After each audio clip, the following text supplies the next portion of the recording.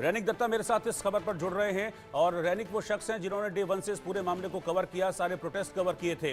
रैनिक, ये बड़ा फैसला है। संजय रॉय शुरू से सवालों के घेरे में था, जब से संजय रॉय की भूमिका सामने आई थी और अब फाइनली सियालदा कोर्ट ने दोषी मान लिया है।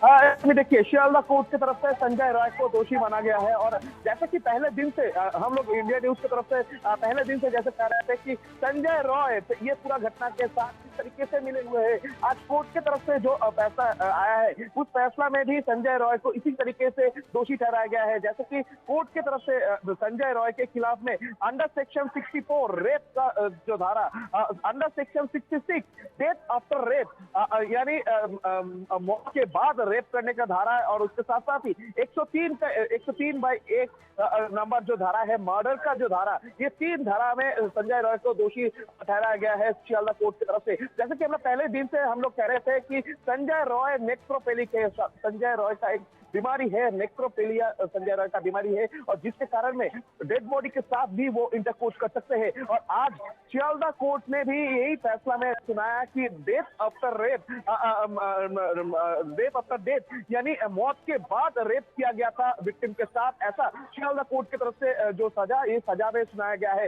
यानी हम लोगों की तरफ से जो बात पहले दिन से कहा जा रहा था वही आज सियालदा कोर्ट की तरफ से भी कहा गया है कि संजय रॉय की तरफ से रेप किया गया, संजय रॉय की तरफ से उनको मर्डर किया गया और मर्डर करने के बाद संजय रॉय डेड बॉडी के साथ भी रेप किए। और ये जो 3 धारा है, ये 3 धारा में संजय रॉय को दोषी ठहराया गया है सियालदा कोर्ट की तरफ से। और सियालदा कोर्ट के बाहर का तस्वीर आप लोगों को दिखाऊंगा कि सियालदा कोर्ट के बाहर में जिस तरीके से सब लोग उम्मीद लगा के बैठे थे कि आज ऐसा कुछ फैसला आ सकता है, जिस फैसला को देखते हुए आर्ची मेडिकल कॉलेज का ये जो रेप एंड मर्डर मामले पे जिस तरीके से प्रोटेस्ट भड़का था, जिस तरीके से पूरा देश का नजर ये पूरा केस के ऊपर था और उसी केस के ऊपर आज सबका नजर भी था कि सियालदा कोर्ट की तरफ से क्या संजय रॉय को दोषी ठहराया जाएगा, क्या संजय रॉय के खिलाफ में कौन से धाराएं लगाया जाएगा। संजय रॉय को जो जिस तरीके से सीबीआई का ये पूरा इन्वेस्टिगेशन चला था उसमें सीबीआई ने क्या क्या प्रूफ दिया था, जिस प्रूफ के बेसिस पर आज संजय रॉय के खिलाफ में क्या क्या धाराएं लगाया जाएगा। और आज सियालदा कोर्ट की तरफ से ठीक मेरे पीछे जो सियालदा कोर्ट है उस सियालदा कोर्ट में आज ठीक दोपहर 2:30 बजे सियालदा कोर्ट की तरफ से ये फैसला आया है कि जो आर्ची medical college rape and murder मामले पर संजय रॉय अकेला एक्यूज है, संजय रॉय अकेला मुलजिम है। संजय रॉय के खिलाफ में 3 धाराएं लगाया गया है, रेप, मर्डर और उसके साथ मौत के बाद रेप किया गया है बॉडी के साथ, ऐसा भी धाराएं लगाया गया है। यानी धारा 66 ये लगाया गया है, धारा 64 लगाया गया है, 131 एज 1 जो है क्लॉज 1 वो धाराएं भी लगाया गया है। और फैसला जो है, फैसला को सोमवार दिन सुनाया जाएगा सियालदा कोर्ट की तरफ से। फैसला कौन से सजा संजय रॉय को दिया जाएगा, ये फैसला जो है वो सोमवार दिन सुनाया जाएगा, ऐसा सियालदा कोर्ट की तरफ से दिया गया है। एक बार तस्वीर आप लोगों को दिखाऊंगा कि फिर से जो जूनियर डॉक्टर्स है वो रास्ते में है, जो सीनियर डॉक्टर्स है वो रास्ते में है और आम जनता जो है वो भी जूनियर डॉक्टर्स के साथ मिले हुए हैं। जो प्रोटेस्ट लगातार उनकी तरफ से किया जा रहा है और ये जो प्रोटेस्ट में एक ही डिमांड था कि जूनियर डॉक्टर्स जो है बार बार से डिमांड रख रहा था कि जस्टिस मिले। सियालदा कोर्ट की तरफ से संजय रॉय को दोषी ठहराया गया है, 3 धाराएं लगाया गया है और ये भी धाराएं लगाया गया है जिसमें डेड बॉडी के साथ भी संजय रॉय ने रेप किया है, ऐसा धाराएं लगाया गया है। पहले दिन से तो आप लोग कह रहे हैं, आप लोगों का ये जो जिस तरीके का प्रोटेस्ट था क्या अभी सफल लग रहा है आप लोगों को? देखिए, हम लोग जो संजय राय अगर दोषी है तो उनको जो पनिशमेंट होना चाहिए वो होना चाहिए, पर उसके साथ में जुड़ा है ये घटना जो सीबीआई का चार्ज दिया है उन लोग उसमें लिखा हुआ है वो 20 मिनट के अंदर 4 बजे ऐसा किया है। 20 मिनट के अंदर घुस के ऐसा घटना करना किसी के पास personal without the help of the other people, तो ये एक का बच्चा रहेगा, ये आदमी का काम नहीं है। उसके साथ का जो रिपोर्ट है वो भी प्रूव करता है, जो डीएनए का सैंपल करता है, मल्टीपल पार्टिकल का सैंपल जो है कैंसर क्या है तो आजकल डॉक्टर कहाँ से आया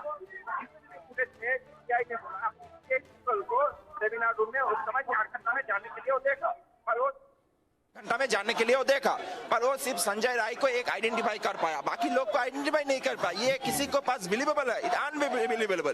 तो हम लोग हर समय रेडी था सीबीआई को हेल्प करने के लिए, पर वो इसके बारे में किसी को नहीं पूछा जी ये आदमी कौन है, बाकी 67 पीपल। तो ये क्या बोलता है सीबीआई, वो फ्रेश इन्वेस्टिगेशन नहीं किया, वो जो कोलकाता पुलिस बोल दिया उसके साथ उसके ऊपर ही वो जो एविडेंस दिया उसके ऊपर ही जजमेंट हो रहा है कोर्ट में। तो आज जो फैसला आया है उसमें आप लोग खुश है कि नहीं है? नहीं, ऐसे खुश होने का बात नहीं, दुख होने का भी बात नहीं। एक जो है जो अगर संजय राय दोषी है उसको तो पनिशमेंट होना चाहिए, पर हम लोग का जो आंसर है वो नहीं मिला, तो हम लोग का जो डिसअपॉइंटेड है और हम लोग का जो आंदोलन है वो चलेगा। एकदम ही जूनियर डॉक्टर्स की तरफ से कहा जा रहा है कि आज जो फैसला आया है उसके बाद भी वो लोग डिसअपॉइंटेड है सीबीआई का इन्वेस्टिगेशन को लेकर, और उनका जो प्रोटेस्ट जो आंदोलन वो जारी रहेगा जूनियर डॉक्टर्स की तरफ से, ये कहा जा रहा है। दूसरी तरफ जो आम लोग वो भी इधर मौजूद है, बहुत सारे आम लोग भी इधर दूर दूर से आए हैं। आज फैसला में क्या आएगा वो देखने के लिए सब लोग इधर जमा हुए थे और दूर दूर से लोग इधर आए हैं। और मैं एक बार बात करने का कोशिश करूंगा। मैडम कहाँ से आ रहे हैं? हम तो सोदपुर से आ रहे हैं। आज जो फैसला दिया गया है, संजय राय को दोषी ठहराया गया है, किस तरीके से देख रहे हैं? क्या आप लोग खुश हैं? नहीं, बिल्कुल खुश नहीं है। संजय राय एक मोड़ है, लेकिन इसके पीछे संजय राय का जो शास्ति है वो तो ठीक है, वो तो होना ही चाहिए, लेकिन उसके पीछे और जो लोग हैं जो प्रातिष्ठानिक रूप से इसको किया गया है उसका क्या हुआ है वो तो सामने नहीं आया है। तो इस राय में हम लोग खुश नहीं है। लड़ाई हम लोग का है, राजपथ में हम हैं और रहेंगे, और हमारा जो विचार है तिलोत्तमा के लिए और अभया के लिए वो हम लेके रहेंगे।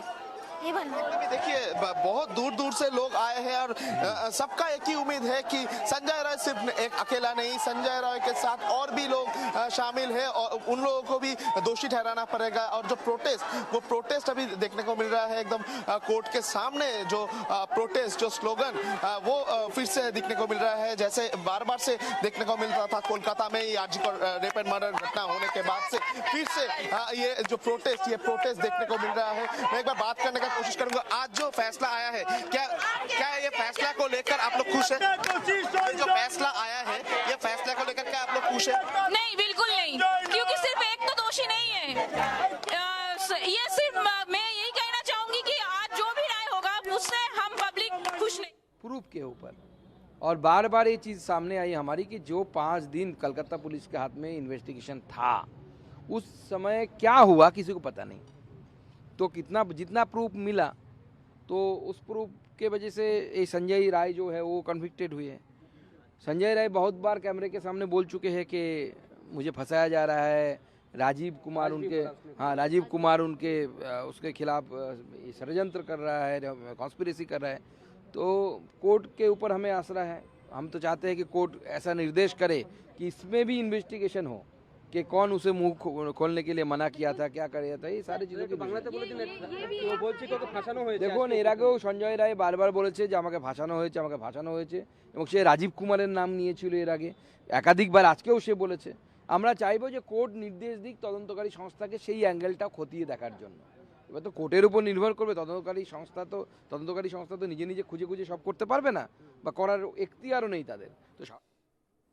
तो सुकांत मजूमदार बीजेपी नेता वो भी इसी बात को दोहरा रहे हैं। जो आपने देखा कि वहां पर बड़ी संख्या में जो लोग थे उनका भी ये कहना है कि ठीक है, सजा हुई है, दोषी करार दिया गया है, लेकिन इस मामले में एक से ज़्यादा लोगों का इन्वॉल्वमेंट है और इस मामले में और जांच होनी चाहिए। रैनिक लगातार मेरे साथ बने हुए हैं, लोगों के बीच हैं, पब्लिक के बीच हैं, लेकिन पब्लिक रैनिक अभी भी प्रोटेस्ट कर रही है। और जो बात यहाँ पर प्रोटेस्ट करने वाले लोग हैं जो कह रहे हैं वही बात एग्जैक्टली पीड़ित के पिता भी बार बार कह रहे थे कि ये एक आदमी का काम नहीं है। जिस तरह की चोटें लगी हुई थी वहाँ पर, जिस तरीके का मौके पर जो चीज़ें जिस तरीके से पाई गई थी, वो बार बार ये कह रही थी कि ये किसी एक आदमी का काम नहीं है। पीड़ित के माता पिता भी वही कह रहे थे और जिन लोगों से आप बात कर रहे हैं वो भी यही कह रहे हैं कि इस मामले में फर्दर इन्वेस्टिगेशन की ज़रूरत है अभी।